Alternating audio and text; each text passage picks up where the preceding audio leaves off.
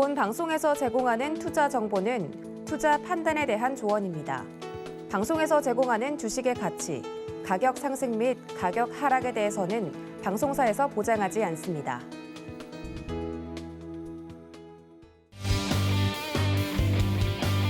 안녕하세요. 유익한 주식 이야기가 있는 곳 주유소 2부로 다시 돌아온 도하나입니다. 여러분들 2부는 이번 주부터 우리 여러분들을 위한 시간을 저희가 기획하고 있는데요.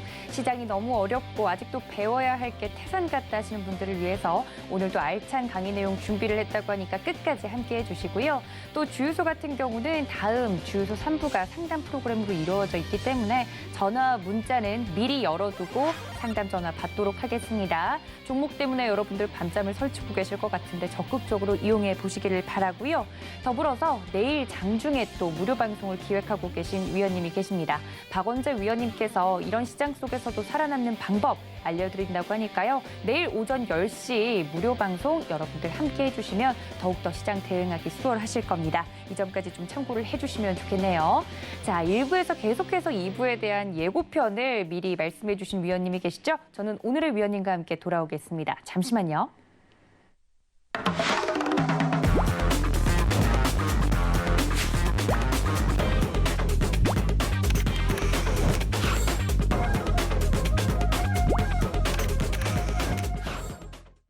네, 이분과 함께라면 흔들리는 시장도 무섭지 않습니다. 튼튼 주식 이지환 전문가님과 함께합니다. 위원님 어서 오세요. 안녕하세요.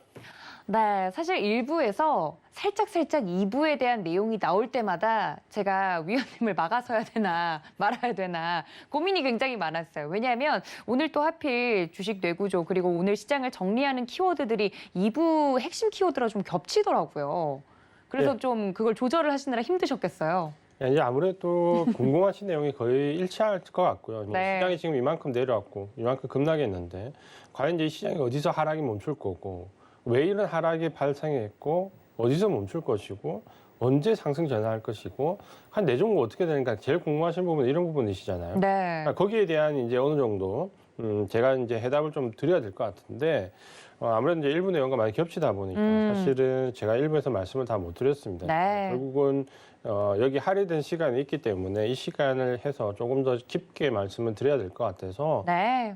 일부에서 많이 자제를 하고 있었습니다. 네, 알겠습니다. 정말 밀당의 대가인 줄 알겠어요. 밀고 당기기를 1부에서 너무 잘해주셔가지고 2부에 대한 기대감이 커진 만큼 이지환 전문가님이 시장에 대해서 본격적으로 좀 면밀하게 분석을 해주신다고 하니까요. 대체 위원님께서 말씀해 주신 것처럼 외국인들의 매도세는 언제 잦아들 것이며 시장은 정말 지금 이 시점이 피크 아웃인가 이런 점들에 대한 Q&A를 오늘 강의에 모두 다 녹여주신다고 하니까 끝까지 함께해 주시면 감사하겠고요. 위원님과 함께할 수 있는 방법은 노란톡 열어두고 있습니다. 지금 바로 문자 샵 0082번으로 이지환 적어서 보내주시면 함께할 수 있다는 점까지 알려드리도록 하겠습니다. 참 시장이 어려운데 여러 가지 시장에 대한 이야기들이 나오고 있습니다만 이지환 전문가님이 지난주부터 방송에서 조금씩 힌트를 주셨어요. 포트폴리오 구성 방법 이라든지 전략을 좀 수정할 때가 왔다 이런 이야기를 해주셨는데 일단 지금 시장에 대한 이야기부터 들어가 보도록 하겠습니다. 위원님 준비해 주신 내용 지금 시작해 주시죠. 네, 일단은 그 제목이 지금은 이제 그냥 가만히 있으면 아무것도 해결되지 않는 시장이다라는 부분에 대해서 이제 말씀을 드리려고 합니다. 그러니까 왜 그러냐면 항상 이제 우리 개인 투자분들 마찬가지고 주식을 하다 보면 항상 좋을 때도 있고 나쁠 때도 있는데 작년과 연말 연초가 좋았다라고 하면 올해는 계속해서 안 좋은 상황의 연속이죠. 그러니까 지금 정도 안 좋은 상황의 연속인데 안 그래도 울고 싶은데 최근에 이제 이런 일련의 사태가 나오면 그냥 이제 자포자기 해버리고 싶은 마음이 많이 생길 수 있죠. 아, 주식을 그만해야 되나? 아니면 지금 물려있는 종목으로 어떻게든 버텨보자. 자포자기 할 수 있는 시기가 제가 봤을 때 이제 바로 지금 시기가 아닌가라는 우려감이 좀 듭니다. 그러니까 우리가 시장을 항상 시장에 이제 접하는 심리는 제가 항상 얘기하지만 두려움과 욕심 두 가지밖에 없습니다. 수익을 좀 많이 내고 싶은 욕심, 그리고 내 종목이 하락하면 어쩌냐는 두려움. 이 두 가지 심리가 항상 우리 모든 걸 좌우하게 되죠. 우리의 어떤 내 구조나 모든 걸 좌우하게 되는데 결국 이 두려움과 이 욕심이라는 거는 우리가 조금만 천천히 생각해 보면 누구나 다 알 수 있는 부분이에요. 그러니까 두려움은 모르기 때문에 나오는 거죠. 그러니까 모르기 때문에 두려운 거지 알게 되면은 그렇게 두렵지는 않습니다. 짜증은 날 수 있죠. 힘들 수도 있고 짜증은 날 수 있지만 두렵지는 않은 거죠. 왜 이렇게 됐는가를 알면. 그리고 욕심이라는 것도 거꾸로 얘기하면 그러니까 막연한 기대감이거든요. 어떻게 되겠지. 뭐 어느 정도 했다가 어떻게 되겠지라는 막연한 기대감. 결국은 이 막연한 기대감이 욕심으로 나오는 거고 모르기 때문에 두려움으로 나온다는 거죠.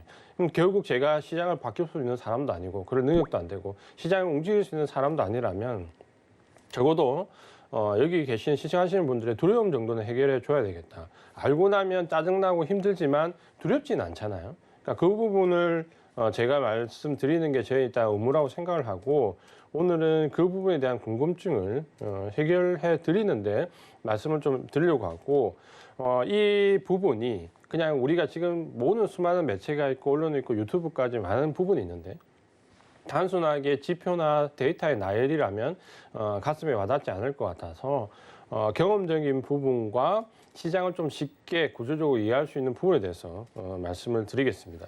지금 이제 우리가 지난주부터 해서 급격히 두려운 게 바로 이 경기 정점론입니다. 그러니까 결국 경기가 정점이 아닌가? 코로나19 이후에 리오프닝에 대한 기대감이 확 올랐다가 꺾이는 이 시점이 결국은 이때가 하이라이트가 아닐까라는 두려움이 있죠. 거기에 이제 불을 좀 지핀 게 7월 달 중국의 소비나 생산 관련 지표가 좋지 않게 나왔고요. 미국의 소비 관련돼 있는 지표도 좋지 않게 나왔습니다. 그러다 보니까 이제 이런 우려감이 좀 더 커진다는 거죠. 그럼 중국에 우리가 일단 먼저 지표 부진을 이해한다면 당연히 7월 달은 규제 관련 리스크가 나왔고 중국 정부가 어떻게 보면 경제 논리보다는 정치 논리를 앞세웠고 아주 무서운 이제 우리가 주로 얘기하는 그런 어떤 체제가 다른 데 대한 무서움이 이제 이번에 나온 거죠. 그러니까 경제보다 무엇보다 무조건 일단은 권위가 우선일 수 있다라는 부분이 공포심으로 다가왔고 그 부분들이 외국인들의 구조적인 이탈을 어느 정도 불을 지폈죠. 그러니까 원인은 아닌데 불을 지핀 건 맞다라고 봐야 되는 거죠. 그 부분을 본다면 당연히 중국의 7월 지표가 나쁘게 나온 건 이해를 해야 되고 특히 중국이 7월 5일 달에 지준율 인하했거든요. 그러니까 지준율 인하했다라는 부분은 그만큼 상황이 조금 여의치 않은 부분이 있는데 그 여의치 않은 걸 지준율 인하할 정도로 컨트롤을 해야 되는 상황에서 오히려 규제 관련 리스크를 들고 나오면서 한마디로 이제 시장은 이제 상당히 쑥대밭으로 만들어버린 거죠. 그러다 보니까 뭐 지표는 당연히 좋지 않게 나오는 게 좋게 나오는 게 이상할 정도죠. 그러니까 그런 어떤 단발성의 정치적인 이슈가 좀 있었다라고 좀 보여지고 구조적인 침체에 대한 가능성은 물론 예상했던 것보다는 경기에 대한 방향성이 좀 떨어지긴 하지만 이걸 가지고 침체로 들어간다라고 아직 판단하기는 이르다라는 게 제 생각이고요. 그러니까 지금은 너무 우려감이 중국 관련된 부분은 규제 관련 리스크, 정치 리스크로 인해서 좀 과하게 부풀려져 있는 부분도 분명히 있다라고 좀 보여집니다. 미국의 이제 소매 관련 소비 관련된 지표의 부진은 제가 이제 어제도 말씀드렸지만 어느 정도 제가 볼 때는 좀 합리적으로 합당한 부분이 있지 않나라고 보여지고 미국은 지금 현재 어떻게 보면 2분기에 굉장히 인플레이션 우려가 억누른 데 집중을 했습니다. 그렇죠? 미국은 오로지 2분기를 놓고 본다면 급등했던 인플레이션 우려감을 억누른 데 모든 걸 다 쏟았습니다. 원자재 가격을 그 당시에 급락을 시키고 장기국채 금리를 하락시키고 주식시장에 좀 충격을 주더라도 그 부분을 잡겠다는 오로지 이제 거기에 모든 걸 퍼부었죠. 그러면서 이제 생각해 보면 뭡니까? 경기는 확장해야 되는데 고용은 완전하지 않고 고용은 완전하지 않은데 인플레이션 우려감은 커져가고 그러니까 정말 이대로 가면 큰일 나겠다 싶어서 칼을 한번 빼든 거죠. 그게 2분기입니다. 이런 상황을 놓고 본다면 미국이 이제 뭐 침체, 경기 정점 이렇게 논하기는 어렵다라는 거죠. 그러니까 너무 가파른 인플레이션을 억누른 과정에서 나올 수 있는 부분이고 또 한 가지는 결국은 지금 연준이 가장 테이퍼링과 연관되어서 금리 인상과 연관돼서 가장 신경을 쓰는 건 고용 지표입니다. 모든 금리 결정의 바로미터는 첫 번째가 고용 지표입니다. 고용 지표가 가장 중요한데 이 고용 지표가 완전하지 않았고 이걸 끌어올리기 위한 이제 방법이 뭡니까? 대부분의 미국은 각 주 단위로 지금까지 코로나19 이후에 지급해왔던 특별 실업 수당과 관련된 부분을 대부분 다 이제 중단하고 있습니다. 6월 말에 많이 중단을 했고 7월 말에도 중단을 하고 8월 말 정도에 늦어도 9월 초까지 가면 대부분의 주가 실업 관련된 급여를 중단합니다. 그러니까 위기 상황에서 지급했던. 그러면 미국 사람들은 실업급여를 받으면 일하러 안 갑니다. 아시죠? 그러니까 실업급여를 중단하면 하기 싫어도 억지로 일하러 나오게 됩니다. 그러니까 지금 그 가독기에 있는 거죠. 이제 한창 실업급여를 끊고 고용을 해야 되는 이제 그 가독기에 있는 거죠. 그러다 보면 일시적으로 제가 볼 때 소비가 좀 지표가 부진하게 나올 수 있는 시기입니다. 그렇죠? 그러니까 그 부분을 너무 확대 해석할 필요는 없을 것 같고 왜 생산 관련된 지표가 계속 좋잖아요. 그러니까 미국이 지금 7월 달에 생산 관련된 지표가 예상치보다 좀 낮았다? 59.5다? 역대치로 본다면 낮은 수치가 아닐 뿐더러 그 내용을 자세히 뜯어보면 재고 수요가 감소되고 그에 따른 신규 수요가 증가한다는 가장 아이디어한 선순환 구조가 그 안에서 보였거든요. 그러니까 그 자체의 지표를 나쁘게 볼 필요는 없습니다. 그러니까 7월 달 미국과 중국의 지표가 좀 부진했던 부분은 제가 이걸 추세적으로 해석하기에는 조금 무리가 있다라고 말씀을 드리겠습니다. 두 번째 이제 델타 변이 바이러스인데, 요게 이제 시장에 영향을 주는 건 맞습니다. 그러니까 생각했던 것보다 시장에 영향을 주는데, 경기 확장에 대한 기대치가 이만큼이라면 그걸 한 이 정도 낮추는 역할을 하는 거죠. 만약에 델타 변이 바이러스에서 완전히 시장이 꺾여버린다? 그렇지는 않다는 거죠. 그러니까 경기 확장을 꺾어야 될 만큼 그런 게임 체인저 역할을 하지 않습니다. 보통 우리가 변이 바이러스가 나와서 2차 팬데믹이라는 표현을 쓸 때 지금 제가 이제 약간 좀 이번에 팬데믹에서 우리가 언론에서 나오는 방송에서 조금 바로잡아야 될 부분이 있지 않냐 생각해 보니 지금 1차 팬데믹, 2차 팬데믹, 3차 팬데믹, 뭐 4차 팬데믹 이렇게 얘기하는데 이전의 팬데믹 사례를 보면 팬데믹에 대한 이 2차 팬데믹은 규정은 1차 팬데믹 때 사망률에 그걸 근접하거나 그걸 넘었을 때 우리가 2차 팬데믹이라고 부르거든요. 근데 지금 현재 이 코로나19 바이러스는 1차 때 정점에 있던 사망률을 넘어서지 않습니다. 그 근처에 가지도 않죠. 왜? 지금 미국 같으면 치명률이 4분의 1 수준으로 떨어졌거든요. 환자는 다시 12만 명, 13명 수준으로 올라왔는데 그 치명률은 이전에 전성기 때 4분의 1 정도밖에 되지 않습니다. 왜? 백신이 있으니까. 결국 백신에 걸려서 백신을 맞고 돌파 감염이 된다 하더라도 그렇게 치명률이 높게 올라가지 않는다라는 거죠.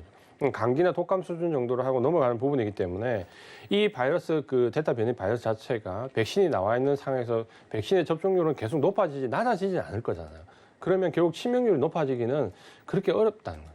그러면 원래 우리가 이번 이전에 세 차례의 팬데믹을 봤을 때 우리가 그 팬데믹들의 재감염에 의한 2차 팬데믹을 했을 때는 대부분 사망률이 1차 때만큼 높아졌거든요.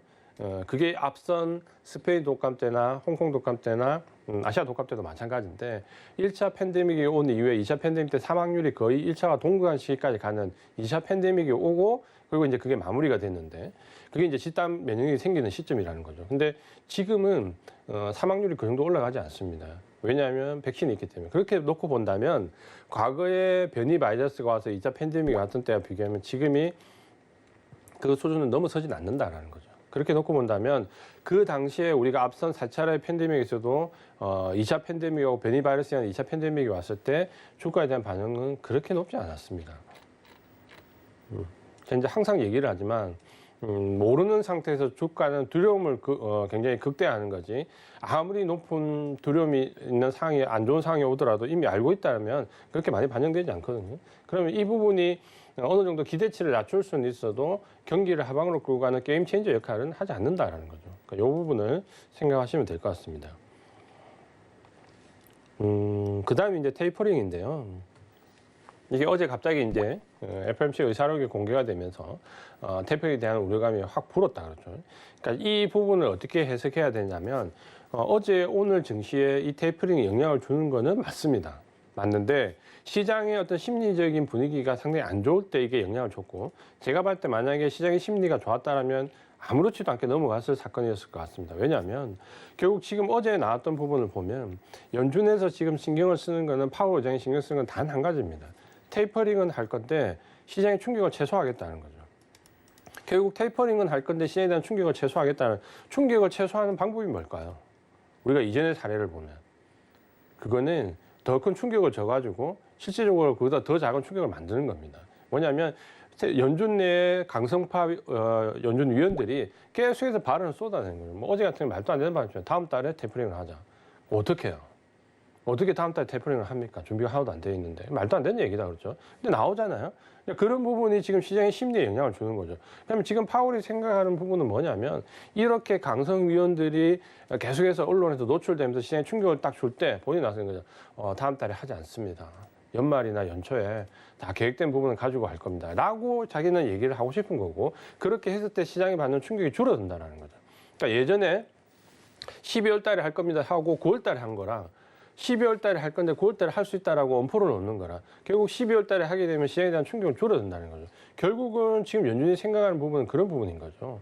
당장 뭐 다음 달에 시행해서 내년 1월 1분기에 마무리한다? 그럼 말도 안 되는 얘기죠. 근데 그런 말도 안 되는 얘기가 시장에 나중에 점진적인 충격을 줄어들 수 있다는 건데 이런 발언이 나오는 지금 시점에 하루 이틀 정도 충격을 받을 수 있는 거죠. 더군다나 우리는 지금 현재 반도체 관련 종목들이 굉장히 매도 압박을 받고 있는 상황에서 이런 사안까지 나오니까 이 두 사건이 겹친다 그렇죠. 겹치면서 시장은 뭡니까? 거의 투매 수준의 이런 폭락이 나오는 거죠. 그렇죠? 그러니까 시장이 폭락한 이유는 이 두 가지다 그렇죠. 반도체 관련된 종목들이 급락을 하고 있는 와중에 연준의 테이퍼링에 대한 얘기까지 나오니까 이 두 가지가 엎어지면서 시장에 대한 충격을 줬고 안 그래도 시장에 매수 주체가 없으니까 시장이 내려앉는다. 그러니까 시장이 왜 많이 하락했냐면 이 두 가지가 사실적인 이유다 그렇죠. 어떤 역사, 뭐 경제적인 부분을 얘기를 하더라도 실제로 시장이 내려간 이유는 이 두 가지입니다. 그렇죠. 그러면 결국 테이퍼링에 대한 압박은 제가 왜 며칠 이내에 마무리될 수 있다면 이 테이퍼링에 대한 시장의 충격은 지금이 아닙니다. 12월에 테이퍼링이 시작되면 충격은 11월에 받는 거예요. 11월에 받아서 그러니까 이전에 테이퍼링을 했을 시기를 역사적으로 리뷰를 해보면 테이퍼링 할 때 주가가 평균 그 지수로 따지면 5% 정도 내려갑니다. 그러니까 지금까지 테이퍼링 했을 시기에 내려갔던 주가를 보면 대부분 평균 한 5% 정도 내려가고요. 하기 직전 한 달 전에 나타납니다.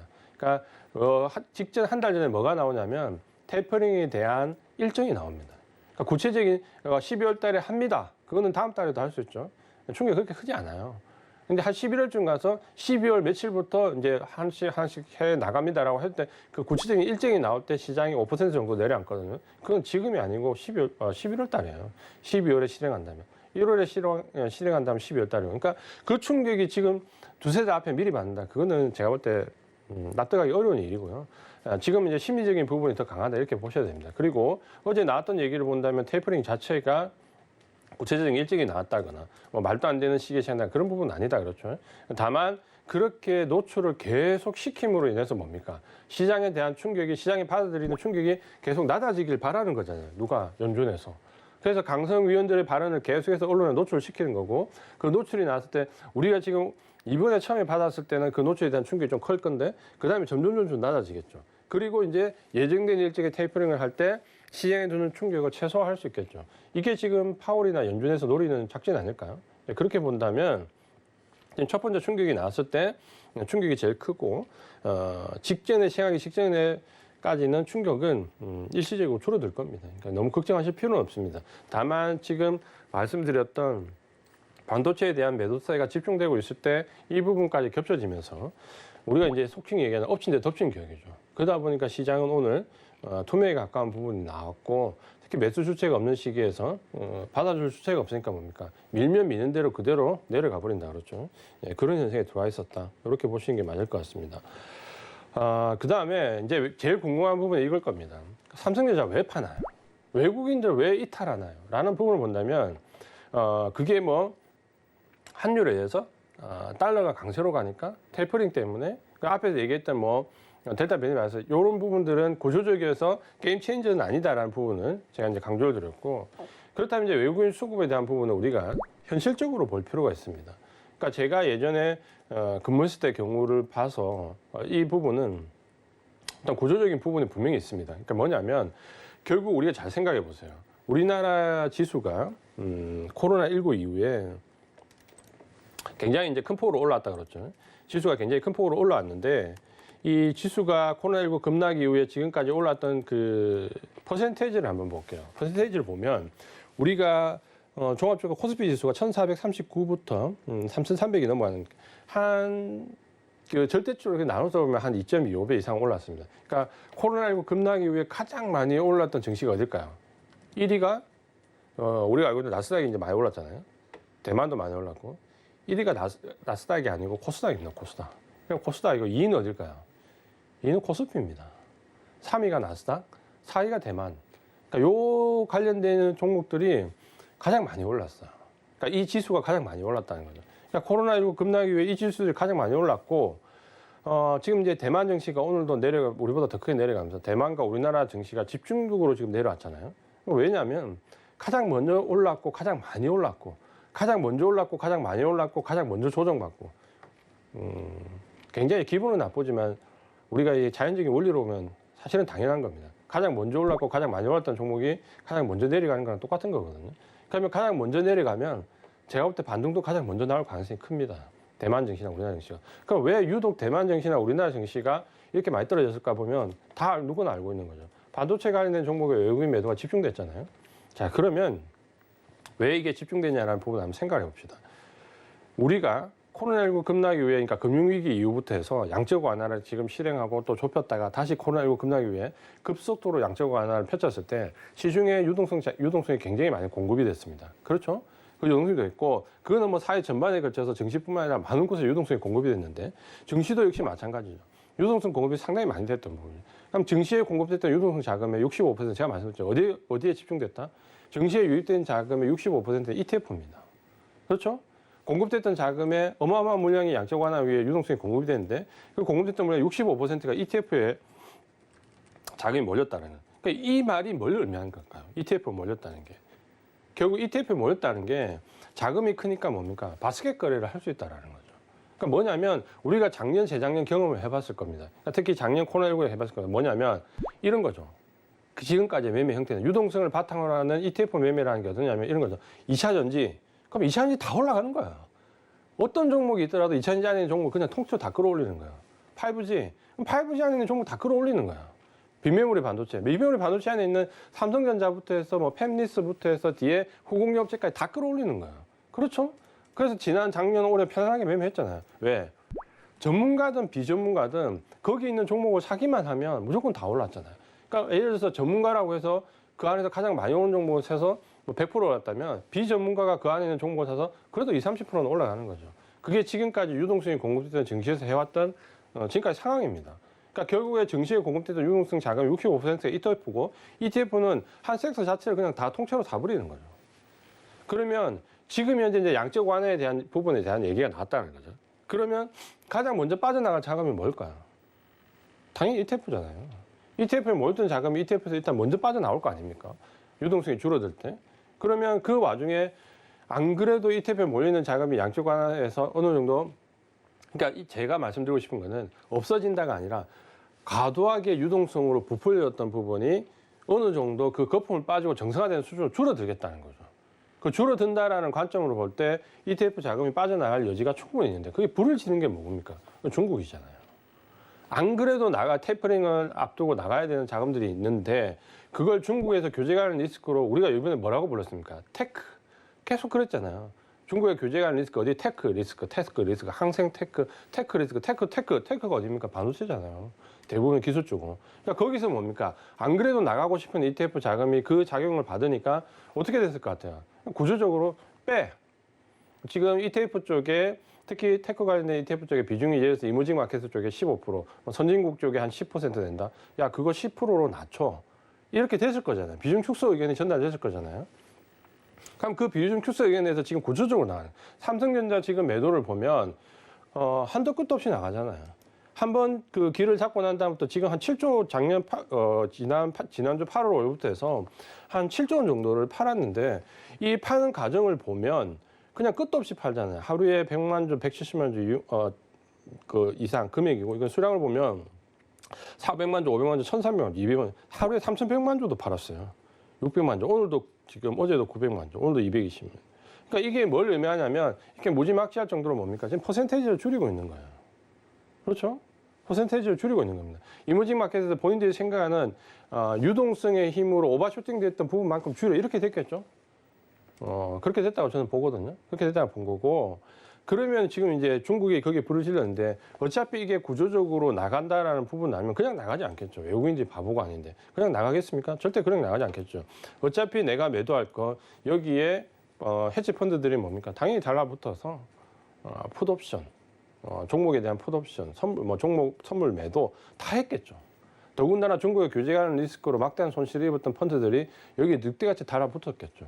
어차피 구조적으로 나가는 거 이걸 기회로 활용하자. 왜? 우리가 지금 이 정도로 삼성전자를 보면 무지막지하게 매도하는데 누가 매수를 받겠어? 매수를 받는데 이 정도 매도를 때리는데 누가 그거를 견딜 수 있겠어? 라고 판단이 되면 무지막지하게 선물 옵션 쪽에서 매도를 할 수 있는 거죠. 특히 중국의 규제 관련 리스크로 손해를 많이 본 옵션들.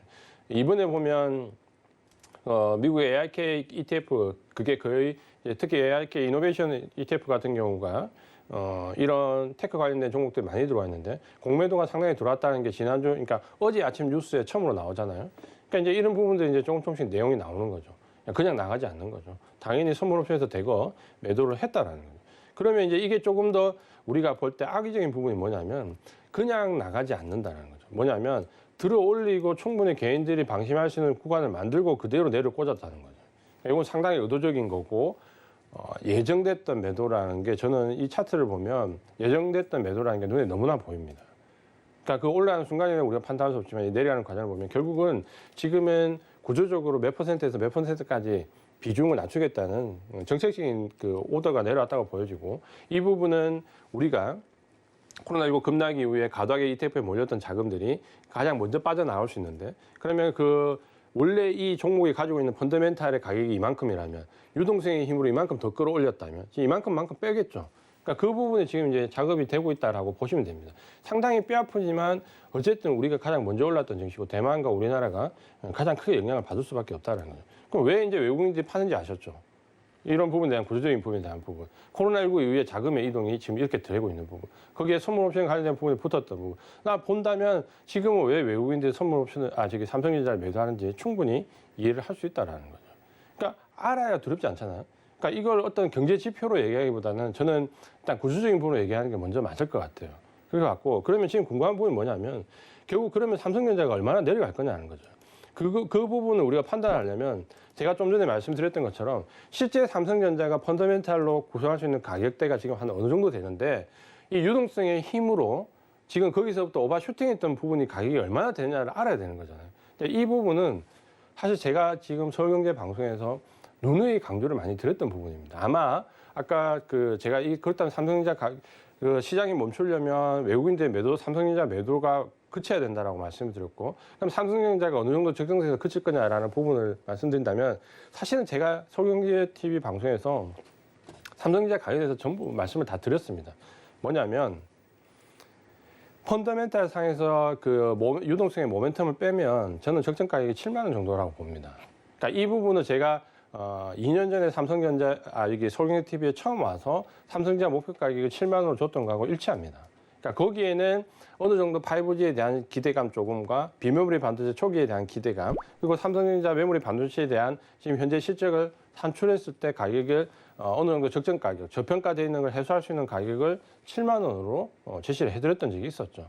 그러니까 7만 원 제시해드렸고, 반면에 이제 작년에 제가 강조했던 부분은 저도 물론 삼성전자를 그때 우리가 4만 원, 5만 원, 6만 원대 매수 추천을 많이 드렸고 9만 원대 위에서 다 팔았습니다. 그렇죠? 근데 왜 적정가 7만 원인데 그럼 9만 원에 팔았냐? 제가 작년에 또 분명히 말씀을 드렸잖아요. 뭐라고 했냐면 적정 가격이 7만 원인데 유동성이라는 모멘텀이 붙으면 삼성전자 10만 원 갈 것이다. 그러니까 우리는 10만 원에 팔 때까지 기다리자라는 전략을 제시해 드렸잖아요. 그러니까 10만 원까지는 못 가고 그게 한 3천 원 못 가는 96,800원까지 갔었죠. 그러니까 거기까지 가는 걸 보고 9만 원대에서 우리가 다 정리를 했다 그랬죠. 그러니까 삼성전자의 이 적정 가격을 봤을 때 제가 펀더멘탈 가격으로 7만 원, 유동성이라는 모멘텀에 대한 가격을 3만 원 정도로 책정을 했었거든요. 그래서 10만 원이라는 말씀을 드렸던 거고, 그러면 지금 현재 그 유동성에 대한 베네핏을 좀 빼버린다면, 근데 만약 제가 이제 플러스 알파가 뭐냐면 삼성전자가 비메모리 반도체가 급격히 좋아지면 이건 수정됐을 때인데 안타깝게도 우리가 올해 1분기, 2분기 삼성전자 비메모리 반도체에서 힘을 내지 못했다 그렇죠. 그러니까 제가 볼 때 내년 3월, 5월 정도 가면 달라지는데 어쨌든 그 부분이 힘을 내지 못했기 때문에 펀더멘탈 상의 변화는 없다라는 거죠. 그러면 적정 가격을 제가 봤을 때는 7만 원 정도로 놓고 그 위에 가격 오버슈팅 됐던 부분은 모멘텀에 의한 오버슈팅 가격으로 이해를 하시면 될 것 같습니다. 그래서 지금 제가 예상하는 부분은 삼성전자가 7만 원 내외 정도까지는 외국인들 매도가 좀 이어질 거라고 보고 있고요. 요 7만 원 내외 정도가 되면 일단 구조적으로 빠져나가는 물량이 어느 정도는 정리가 될 것 같습니다. 그러니까 지금 뭐 오늘 너무 급격히 빠지는 방향이 뭐 7만 3천 원 거의 다 왔다 그렇죠. 그러니까 물량이 여기서부터는 제가 봤을 때 그렇게 많은 물량이 쏟아질 것 같지는 않습니다. 그러니까 거꾸로 얘기하면 매도의 하이라이트 구간은 좀 지났다. 남아있는 마지막 여진 물량들이 조금 남아있다.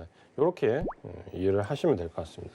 그래서 지금은 결국에는 ETF에서 유동성이 그러니까 테이퍼링이 양적 완화가 줄어드는, 공급이 줄어드는 ETF 자금에서 일부가 구조적으로 이탈을 하고 있고, 결국 그 ETF가 구조적으로 이탈하는 과정에서 중국의 규제 관련 리스크가 테크 관련 종목들 집중되면서 결국은 테크 관련돼 있는 ETF 쪽에서 구조적인 물량 이탈이 가장 먼저 나왔다.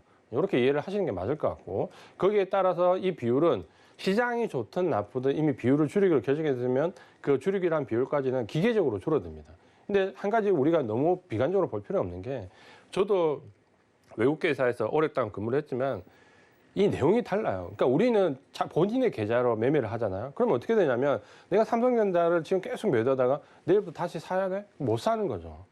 왜냐하면 그럴 것 같으면 매도를 안 하지. 근데 외국인 달라요. 본인 자금이 아닙니다. 이 ETF는 구조적으로 여기까지 15%인데 예를 들어서 10%까지 낮춰. 그러면 그게 낮추는 거고요.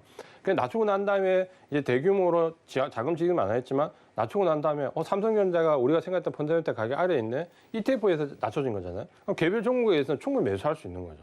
그래서 여기서는 매도를 하는데 어느 수준에 다다르면 또 다른 외국인은 여기서 매수를 할 수 있는 거죠. 우리가 개인 계좌가 아니기 때문에. 그러니까 너무 이걸 비관적으로 보실 필요는 없습니다. 상당히 아프죠. 아프다 그렇죠. 그래서 지금 삼성전자의 외국인 매도는 제가 봤을 때 7만 원 정도 가면 여진 물량은 좀 나올 수 있다 하더라도 공격 지금처럼 하루에 3천만 주가 넘는 1,000만 주가 쉽게 나오는 그런 공격적인 매도는 어느 정도 마무리가 될 수 있다고 봅니다. 그러면 거기서 7만 원이 좀 깨졌는데요. 당연히 깨질 수 있죠. 왔다 갔다 하는 그런 여진에 의해서 왔다 갔다 하는 거는 장기 투자자라면 크게 신경 쓰실 필요는 없습니다. 삼성전자를 가지고 1,000원, 2,000원, 3,000원 매매하는 거 아니잖아요. 그렇게 보시면 될 것 같고, 그렇다면 이제 우리가 생각했던 부분이 그럼 결국에는 이제 왜 이렇게 떨어지는지, 왜 결국 대만이나 우리 증시가 더 빠졌는지, ETF와 연관된 자금의 이동, 여기에 중국의 규제 리스크가 불어지는 점, 그래서 ETF에서 테크 관련 쪽이 먼저 빠진 거, 이제 이해가 간다 그렇죠. 이렇게 상관관계를 이해해 보면 너무 이제 두려워하실 필요는 없습니다. 아프긴 아프죠. 내려가는데 안 아플 사람이 어디 있겠습니까? 그러니까 이런 부분들을 생각을 하고. IT 관련된 종목을 지난주 급락이 있기 전에 매도를 했는데, 문제는 IT 관련된 종목을 제가 일부에서 말했지, 우리 노란바에 계신 분들은 그 전에 매도를 했습니다. 그리고 경기 관련된 종목은 비중을 오늘처럼 급락할 걸 예상을 해서 비중을 확 줄였습니다. 그래 하면 뭐 다 될까요? 아니다 그렇죠. 그렇게 해도 손실은 손실입니다. 단지 대응을 하고 있고 손실을 줄였을 뿐이고 손실은 발생할 수밖에 없는 시장이라는 거죠. 왜? 항상 제가 강조드리지만 수익은 시장이 주는 거지 어떤 종목이 주는 게 아닙니다. 그러니까 그 안에서 시장이 주는 수익을 좀 많이 가져오려고 노력하는 거지, 시장이 안 주는 수익을 억지로 나는 어떤 특정 종목을 매수해서 할 수 있어? 그건 도박이죠, 도박. 그러니까 그런 부분은 안 된다라는 거죠. 그러면 지금 현재 이렇게까지 떨어져서 그다음에 앞으로 공략 대상을 어디로 갈 것이냐, 결국은 이제 반등 공략을 어떻게 할 것이냐가 가장 관심사잖아요. 그러면 이제 시장이 떨어지는 구조적인 이유는 이해를 했다라는 거죠. 그럼 시장의 반등할 때 경기 관련 IT 성장률, 항상 요걸 가지고 지금 2월 달부터 지금 6개월 동안 얘기를 해오고 있는데 지금 경기 관련주 떨어지잖아요. IT 성장률도 떨어지잖아요. 뭘 사도 다 떨어지잖아요. 그렇죠? 만약에 이게 진짜 테이퍼링과 관련된 부분에 의해서 심리적인 부분이 아니라면 적어도 은행주는 오늘 올라가야 되는 거잖아요. 근데 은행주는 우리도 떨어졌고 미국도 떨어졌거든요. 물론 앞으로 올라가겠죠. 근데 테이퍼링과 관련돼서 테이퍼링 수혜주도 떨어지고, 테이퍼링 영향을 받아서 하락하는 종목들도 떨어지고, 여기를 사도 떨어지고 저기를 사도 떨어지는데 지금 우리 개인 투자자분들 어떻게 하라는 얘기입니까? 뭘 사도 다 떨어지잖아요. 그러니까 지금부터 이런 경기 관련 IT 성장률 이 논리는 제가 자꾸 2주 전부터 이 논리를 펼치지 말자라는 게 아무 의미가 없다라는 거죠. 그러니까 결국 제가 1, 2주 전부터 이 논리가 의미 없다라고 했는데 결국 시장이 이렇게 되고 나니까 뭘 사도 다 떨어지는데 뭘 안 떨어져요. 지금 뭐 경기가 좋아질 것 같아서 경기가 올라가나요? IT 성장률 올라가냐? 그렇지 않잖아요. 그러니까 지금은 경기가 좋아질 거라 하더라도 경기 가능성이 떨어지고 장기 국채금리가 하락해도 IT 성장률이 떨어집니다. 왜? 구조적인 부분에 의해서 나오는 매도 물량에서 심리적인 부분까지 겹치니까 매수 주체는 없는 거고 결국에는 뭘 사도 떨어지는 거잖아요. 그러니까 이런 이분법 논리로 시장에 대해서 접근하는 것은 좋지 않다라고 보여집니다. 그래서 계속해서 강조했던 부분이고, 그러면 결국에 이제 어떤 부분을 생각을 해야 되냐면 일단은 근본적으로 생각해야 될 게, 내가 조금 마음 편하게 투자를 하려면 금리 인상 수혜 종목 쪽은 가지고 가야 되는 거죠. 은행 당연한 거 아니겠습니까? 은행이나 증권사 보험인데 그쪽은 좀 리스크가 좀 있다 보면 은행은 가지고 가야 되는 거죠. 지금은 테이퍼링 얘기가 나오는데 불구하고 금리가 올라갈 걸로 기대되는 종목들까지 같이 떨어지잖아요. 그럼 이럴 때 같이 떨어질 때 좀 사세요. 이런 기회가 어디 있겠습니까? 테이퍼링 한다고 하잖아요. 그럼 테이퍼링 수혜주 사야 되잖아요. 근데 지금은 심리에 의해서 같이 떨어지네요. 그럼 그 종목을 일단 먼저 사야 되는 거 아닙니까? 그 종목의 비중을 조금 더 높여줘야 되는 거 아닙니까? 왜? 테이퍼링 한다고 하니까. 테이퍼링 수혜주를 사야 되는데 테이퍼링 한다고 하는데 수혜주도 지금 떨어진다? 그 종목을 사야 되는 거죠. 그래서 금리 인상 수혜 종목은 지금 떨어지면 비중을 늘려야 되는 거죠. 다 조심해야 되지만 이쪽은 비중을 늘려야 되는 거죠. 그다음 두 번째는 실적과 관련된 성장률을 사야 되는데 이게 굉장히 어렵죠. 왜 어렵냐면 항상 나와서 실적이 어떻다 저떻다 2분기 실적이 어떻다 저렇다 실적 성장하는데 포스코가 실적이 안 좋나요? 두산 파켓이 실적이 안 좋나요? 사상 최대 실적입니다. 주가가 50만 원 넘어갔을 때보다 실적이 더 좋아요. 이 종목 떨어지잖아요. 단순하게 실적이 좋다 안 좋다라는 걸 가지고 지금 시장에 접근할 수 있냐라는 부분 없다라는 거죠. 그러니까 그 부분을 잘 생각해야 되고 오늘 이제 투자 전략을 생각하실 때 가장 고려해야 될 부분이 바로 이 부분입니다. 그래서 실적 성장률을 생각을 많이 해야 되는데 그게 뭐냐면 지금 제가 볼 때 전략은 딱 세 가지입니다. 그러니까 제가 현실적으로 우리 시청자분들께 제시해 주실 실력은 견디고 매집하고 치고 빠지는 겁니다. 이 세 가지가 전략인데 왜 그런지 한번 볼게요. 지금 정말 좋은 종목이 있다라는 거죠. 실적이 정말 좋은 종목이 있어요. 이 종목은 내가 봐도 펀더멘탈 정말 좋고 모멘텀 정말 좋고 정말 좋은 종목이 있잖아요. 근데 이 종목 빠져요. 왜 빠질까요? 이 종목이 왜 빠질까요? 적어도 지금이 대세 하락장이 아니라면 좋은 종목은 살아남아야 되잖아요. 왜 빠질까요? 그 답은 제가 처음에 말씀드렸잖아요. ETF에 의해서 바스켓으로 매도하기 때문에 다 같이 빠지는 거잖아요. 예를 들어서 지금 현재 ETF에서 매도가 나가는데 반도체가 있는 ETF에서 매도가 나가는데 거기서 삼성전자만 빼 이게 가능하겠어요? 가능하지 않죠. ETF는 뭡니까? 우리가 작년에 수혜를 그 덕분에 수혜를 입었거든요. 뭐냐면 작년 같은 2차 전지에 실적이 빵인 종목도 실적이 마이너스인 종목도 80%씩 100%씩 올랐어요. 왜? 2차 전지이기 때문에. 2차 전지 관련주이기 때문에 실적이 마이너스인데도 불구하고 100%씩 올랐어요. 물론 실적이 좋은 종목은 두세 배 올랐고. 왜 올랐어요? 그 ETF에 들어가 있기 때문에 그냥 오른 거잖아요. 그럼 지금 거꾸로 우리가 역으로 예상을 해서 이 종목 정말 좋은데 왜 빠져? 그 ETF에 들어가 있기 때문에 빠지는 거잖아요. 바스켓으로 같이 통으로 매도를 해버리니까 그 안에 좋은 종목도 같이 빠지잖아요. 그러면 첫 번째 견디고라는 종목은 뭐냐면 정말 좋은 종목인데 ETF에서 전체 매도 물량을 내보내면서 같이 빠지는 종목 중에서 정말 좋은 종목은 견뎌야죠. 그렇잖아요? 어차피 이 종목은 ETF에서 바스켓으로 매도가 떨어지면 이 매도가 끝나는 시점에 이 종목은 결국 올라가는 거죠. 그러니까 그런 종목은 ETF에서 전체적으로 바스켓으로 떨어지는 물량 중에서 좋은 종목은 견뎌야 되는 거죠. 견뎌야 되는데 문제는 이제 그걸 비중 100%로 하면 견딜 수 있겠습니까? 못 견디는 거잖아요. 안타깝지만 정말 좋은 종목이지만 안타깝지만 비중을 줄여놔야 되는 거죠. 그래야 견딜 수 있으니까. 그러니까 최소 물량으로 비중을 줄이고 이 종목은 견뎌야 되는 거죠. 그래서 펀더멘탈이 좋고 모멘텀이 좋은데 ETF에서 바스켓 물량에서 같이 도매급으로 매도당하는 종목은 일단 비중을 줄이고 견디자. 그게 1번 견디고입니다. 그 종목들은 견디자입니다. 두 번째는 지금 현재 보면 ETF에서 구조적으로 매도가 나갈 때 가장 아쉬운 부분이 뭐냐면 기관들이 이걸 바로 잡아주지 않아요.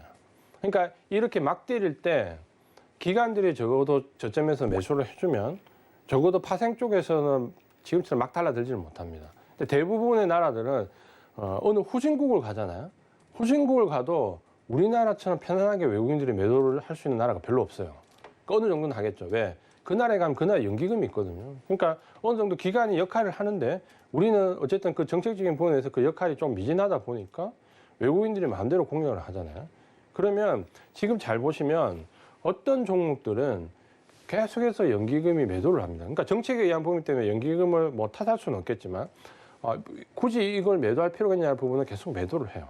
그러면 어떤 특징 종목을 보시면 기관은 외국인은 연기금이 매도하는 걸 계속 따라서 매수만 합니다. 근데 끌어올리진 않죠. 시장 상황이 지금 좋지 않기 때문에 뭐 내가 굳이 이걸 고점으로 끌어올려서 매수할 필요는 없지만 연기금이 던져주면 계속해서 밑에서 땡큐 하고 저점 매수를 받는 종목이 있습니다. 그게 뭡니까? 그게 장기 매집 종목이에요. 그 종목들을 잘 보면 펀더멘탈이 굉장히 좋은데 굉장히 저평가되어 있는 종목들이 있습니다. 그러니까 펀더멘탈 좋고 저평가되어 있는데 연기금이 계속 매도해서 내려오는 거를 매도로 던져주는 걸 야금야금 가격은 올리지 않고 왜 더 떨어지면 더 밑에서 매수할 수 있는 기회로 보는 거죠. 그러면 가격에 상관없이 떨어지는 게 보통 고점 대비라면 한 30%씩 정도 떨어져요. 근데 그 30% 우리는 견디기 힘들다 그렇죠. 개인 투자가 고점에서 30%를 버티는 거는 상당히 어렵습니다. 근데 외국인은 당연히 할 수 있죠. 오히려 그 친구들은 땡큐죠. 왜? 가격을 30% 낮춰주면 그보다 더 싸게 살 수 있다라고 생각. 왜? 언제든지 그 종목 올릴 수 있다는 자신감이 있는 거죠. 왜? 그 종목의 펀더멘털에 대한 자신감이 있고 그 종목이 가지고 있는 모멘텀에 대한 자신감이 있기 때문에 30% 떨어진 걸 받을 수 있다라는 거죠. 그럼 그 종목은 어떻게 해야 될까요? 그 종목은 매집을 해야 됩니다. 그러니까 지금 시장이 아무리 어렵더라도 그런 종목은 최소한 1%, 2%, 3%씩이라도 조금씩 사놔야죠. 지금 찬스에서. 그래야 상승장에서 뭔가 희망이 있지 않습니까? 그래서 매집을 하자라는 종목은 그런 수급적으로 펀더멘털이 굉장히 좋은데 저평가되는 종목 중에서 연기금이 던지는 매물을 야금야금 계속해서 외국인이 받아가고 있는 종목은 우리도 시장이 어려울 때 1%, 1%씩이라도 계속 모아서 그 종목은 매집을 하자는 거예요. 그래서 두 번째, 그런 종목들을 매집을 해야 된다는 거예요. 그리고 마지막 이제 세 번째가 치고 빠지자인데 이 종목은 뭐냐면 자, 우리가 스케줄을 잘 생각해 봅시다. 지금 테이퍼링이 벌어지는 거는 제가 봤을 때 12월 아니면 1월입니다. 그러니까 그 전에 시행하는 건 제가 볼 때 물리적으로 힘들어요. 물리적으로 힘들고 그럼 12월이 아니면 1월이라는 거죠. 그러면 테이퍼링에 의해서 시장이 충격을 받을 수 있는 게 11월 아니면 12월입니다. 테이퍼링 하기에 제가 말씀드렸잖아요. 한 5% 정도 시장이 전체로 빠지고 한 달 가격 조정 한 5%에 기간 조정까지 해서 한 달 정도 조정이 있다. 그 과정을 보면 대부분의 지금까지 양적 완화를 하고 테이퍼링을 했을 때 테이퍼링 직전 한 달 정도 되거든요. 그러면 11월이나 12월 정도는 시장이 빠진다는 거죠. 그러면 지금 현재 외국인들이 이 시장이 예를 들어서 삼성전자 매도가 멈췄다고 해서 아주 공격적으로 장기 종목을 매수할 거냐? 그렇게 보이지는 않습니다. 안타깝지만. 왜? 지금부터 한두 달 뒤면, 두세 달 정도 뒤면 또다시 시장이 받을 수 있는 충격이 있기 때문에 내가 만약에 외국인이라면 지금은 그냥 일정 기본 수량만 유지했다가 테이퍼링에 의해서 다시 시장이 빠질 때 그때 집중적으로 매수하겠죠. 이전에도 그랬거든요. 그래서 테이퍼링 때 5% 정도 빠지고 난 뒤에 테이퍼링 시장에 따라 주가가 한 20% 정도 올랐던 이유가 거기 있는 거죠. 매집하는데 올라갔겠어요? 5% 빠질 때 주식을 많이 샀기 때문에 그 이후에 평균 26% 올랐거든요. 테이퍼링 기간 동안. 그러니까 5% 빠지고 26%니까 남는 장사다 그렇죠. 그러면 제가 외국인이라면 장기 종목은 그 테이퍼링 직전에 많이 매집을 할 것 같습니다. 그러면 지금 현재는 뭡니까? 한 두 달 내외 기간 동안, 남짓한 기간 동안은 뭡니까? 장기 종목을 아주 집중적으로 끌어올리기는 리스크하다 그랬죠. 그럼 뭘 하겠습니까? 개별 종목 위주로 가겠죠. 왜? 작년까지 ETF 위주의 바스켓 거래를 해서 때렸다면 지금 이제 그럴 자금이 없다 그렇죠. 그럴 돈도 없고 일단 이거 빼는 게 지금 우선이고 그러면 뭡니까? 액티브 자금들이 작년에는 ETF 가지고 전체 섹터를 움직였다면 지금은 어떻게 할까요? 개별 종목으로 움직이겠죠. 개별 종목으로 뭔가 호재가 있고 모멘텀 있고 이슈가 있는 종목 위주로 치고 빠지고를 하겠죠. 기관들 같으면 짧으면 1, 2주, 길면 한 3, 4주. 외국인들 같으면 한 4주에서 8주, 한 8주 내외. 이런 정도의 사이클을 가지고 치고 빠지는 전략을 좀 하겠죠. 그러니까 지금 전략은 한 두 달 정도 내외는 이런 치고 빠지는 종목들을 집중적으로 공략을 해야 되겠죠. 그래서 지금 전략은 말씀드린 대로 견디고 매집하고 치고 빠지자라는 우리 바로 이 세 가지를 말씀드리는 겁니다. 그래서 ETF에서 정말 좋은 종목에 도매급으로 같이 매도되는 종목은 비중을 좀 줄여서 견디세요. 그 종목 견디면 반드시 올라옵니다. 대세 하락장 아니에요. 두 번째, 지금 시장이 어려울 때 기관들이 나오는 매도 물량을 야금야금 저점에서 받아가는 물량, 그거는 같이 매집을 하세요. 그 종목들은 비중을 적게 해서 뭐 1%, 2%씩 계속 매집을 하면 굉장히 효자 종목이 될 수 있습니다. 그리고 마지막에 지금 한 두 달 정도 남짓한 기간 동안 액티브 자금들이 벌이는 수익률 게임은 개별 종목에 집중할 건데 그런 종목들 위주로 전략적으로 파고 들어야 되는 거죠. 그래서 견디고 매지고 매집하고 치고 빠지는 이 세 가지를 가지고 지금 전략을 세워야 됩니다. 그래서 제가 장기 종목 위주의 좀 편안한 대응을 했다가 지금 전략을 바꾸고 지금 이제 이런 부분을 말씀드린 거는 이미 1주, 2주 전부터 계속 강조를 드렸던 부분이고, 실행을 하고 있죠. 아마 지금 이제 많은 저하고 함께 하시는 많은 분들이 방송을 보고 있을 건데, 우리는 실행을 하고 있다 그렇죠. 실행을 하고 있고, 그래서 제가 말씀드리고 싶은 부분은 어떤 부분이냐면, 결국 지금 현재 위기라는 건 누구나 알고 있는 겁니다. 시장이 어렵다는 것도 누구나 알고 있고, 제가 뭐 아무리 이렇게 했어요, 뭐, 어떻게 뭐, 반도체 관련 종목 빠지기 전에 매도했어요. 경기 관련 종목 비중을 줄였어요. 뭐 했어요? 그런 건 자랑밖에 안 되는 거죠. 왜? 결국 손실은 손실인 겁니다. 냉진한 주식한 현상은 손실은 손실인 거고 그 손실이 바뀌지는 않는다는 거죠. 그러면 지금은 위기 상황이고 손실이 발생된다는 걸 아는데 결국 우리가 지금 주식을 하는 일이 뭡니까? 계속 위기 상황이 아니라 언젠가 이거 기회로 바꿔야 되지 않습니까? 가만히 있으면 절대 기회가 오지 않습니다. 제가 항상 강조하지만 가만히 있으면 절대 기회는 오지 않아요. 근데 대부분 우리 개인 투자자분들 지금 느끼는 감정은 1월달 고점에서 IT 종목을 많이 사신 분들 알고 있습니다. 그때 집중적으로 IT를 많이 샀고 그게 지금 행보 구간에서 빠졌으면 차라리 매도를 했을 건데 거의 7개월, 8개월 가까이를 행보를 하면서 야금야금 빠지면서 매도도 못했는데 어느 날 갑자기 이번 한 2주 상간에 그냥 그대로 빠져버렸죠. 그럼 대체적으로 보면 삼성전자 9만 원대 사고 지금 이제 7만 원대 밑으로 떨어진 거죠. 이익이 났다가 떨어지면 그나마 다행인데 그냥 첫 진입부터 9만 원대에서 지금 7만 원대까지 떨어지고 삼성전자가 그 정도 떨어지는데 다른 IT 종목은 어떻겠습니까? 뭐 기본 40%죠. 30-40% 이상은 대부분 손실인 거죠. 그러니까 그런 상황에서 뭡니까? 자포자기학적인 상황이잖아요. 어떻게 되겠지? 어떻게 되지? 제가 앞에 지금 3가지 전략을 말씀드렸잖아요. 그걸 생각해 보면 가만히 있으면 절대 그건 안 됩니다. 그 3가지를 실행을 해야 내가 이 상황이 극복될 때 충분히 이겨낼 수 있는 거죠. 그래서 지금 종목을 포기하시거나 계좌를 포기하시거나 하면 절대 안 됩니다. 제가 항상 얘기하지만 주식은 긍정적으로 생각하시는 분들 부정적인 생각보다 항상 더 수익률이 높고 항상 자신감을 가지고 끌고 나가려고 생각하지 내가 종목에 끌려가거나 시장에 끌려가면 정말 한도 끝도 없이 끌려갑니다. 그러니까 계속 그때부터는 거의 이제 지옥이 되는 거죠. 내가 수익을 내는 게 아니라 물려있는 종목에 계속 끌려다니는 거죠. 근데 잘 생각해 보시면 제가 기관이나 외국인 투자자로 있다가 개인 투자자분들을 만나고 제일 첫 번째 사실은 받았던 충격이 뭐냐면 사고 파는 거에 대한 생각이 굉장히 많으시구나. 이게 제가 느꼈던 첫 번째고 뭐냐면 제가 예전에 펀드를 운영할 때는 같은 종목을 어쩔 때는 100분도 더 사고 팝니다. 여기서 사고 팔고 비중을 늘렸다 줄였다 하면서 100분도 더 사고 파는 게 저는 아무렇지 않다라고 이제 그게 굳어서 습관으로 생각했는데 어떤 경우에 제가 처음에 이 자문이라는 일을 하고 말씀을 드렸을 때 한 종목을 사고 팔면 굉장히 큰일 나는 줄 아시는 분들 굉장히 많아요. 이거 팔았는데 다시 사요? 이런 류의 생각을 굉장히 많이 해요. 왜? 우리 개인 투자분들은 본전에 대한 심리가 굉장히 강하거든요. 그러니까 그러다 보니까 그런 부분들에 의해서 뭐냐면 이게 잘못하면 본전 심리 때문에 내가 계속 그 종목에 끌려다닙니다. 그러니까 종목에 끌려다니면 한도 끝도 없어요. 내가 지금까지 생각한 전략이 이거지만 시장 상황이 이렇게 바뀌면 거기에 맞춰 가야 되는 거죠. 우리 개인 투자자분들의 장점이 뭡니까? 언제든지 포지션을 뒤집을 수 있고 포트를 뒤집을 수 있는 거잖아요. 사실 기관은 외국인은 지금 시장 상황이 이렇다는 거 알아도 뒤집지를 못해요. 그래서 해지를 하는 거고 선물 옵션을 발생상품을 해지를 하는 거고 이유가 안다고 해서 포지션을 뒤집지 못하거든요. 근데 우리는 얼마든지 뒤집을 수 있잖아요. 절대 계좌를 포기하시면 안 됩니다. 이 부분이 가장 중요합니다. 그래서 제가 이제 항상 그 투자를 하면서 얘기하는 부분이 그거잖아요. 투자에서 성공하는 이건 제가 한 얘기가 아닙니다. 제가 가장 좋아하는 분이 투자분 아시죠? 한 얘기죠. 투자에서 성공하는 유일하고 확실한 비밀은 올바른 방법으로 이룰 줄 아는 사람이 장기적으로 승리한다. 그러니까 저는 여러 가지 주식과 관련된 명언들이 많지만 왜 자꾸 방송에서 이 얘기를 하냐면 제가 이걸 정말 뼈저리게 느꼈거든요.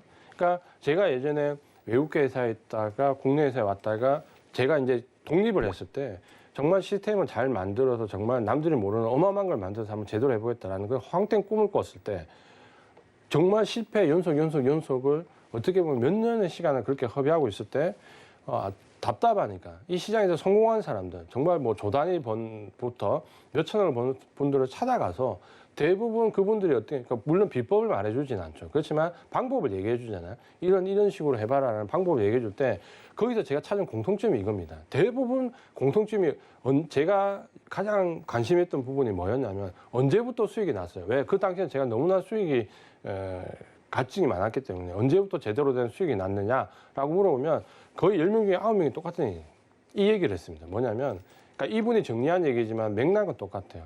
결국 뭐냐면 손실을 인정하고 나니까 그때부터 수익이 아주 제대로 나더라. 라는 얘기는 거의 성공한 사람들의 공통적으로 하는 얘기입니다. 그러니까 그때 이제 제가 느끼는 부분이 뭐냐면 역시 마찬가지인 거죠. 결국은 이 손실을 인정할 줄 알아야 됩니다. 그래야 수익이 납니다. 아프죠. 안타깝고. 근데 이 부분은 지금 시장은 손실이 날 수밖에 없는 장입니다. 이거 피해갈 수는 없습니다. 최소화시키고 아무리 이렇게 대응을 해도 손실은 날 수밖에 없는데 하지만 그 손실을 좀 인정할 수 있으면 분명히 수익도 그 이상으로 돌아옵니다. 그래서 내가 정당한 방법으로 정말 좋은 종목을 샀지만 시장 상황 때문에 손실이 났다면 걱정하지 마시고 그걸 그냥 받아들이는 마인드로 가시면 반드시 장기적으로 성공한 투자자가 되실 겁니다. 네, 오늘도 정말 가슴을 울리는 강의로 우리 많은 시청자분들의 마음을 어루만져 주신 것 같습니다. 관련돼서요, 오늘 강의를 놓쳐서 너무 아쉽다 하시는 분들은 노란톡 들어오시면 다시 볼 수 있는 방법 안내를 해드릴 테니까요. 문자샵 0082번으로 이지환 적어서 보내주시면 되겠습니다. 그리고 이어지는 주유소 3부는 종목 상담 시간이 준비가 되어 있으니까요. 종목 때문에 힘들다 하시는 분들은 전화와 문자로 지금 바로 접수해 주시면 되겠습니다. 또 본 방송에서 제공해 드린 정보는 투자 판단에 대한 조언일 뿐 해당 주식의 가치나 수익률을 보장하고 있지 않다는 점까지 알려드리면서요. 저는 이지환 전문가님과 함께 여기서 인사드리겠습니다. 시청해주신 여러분 고맙습니다.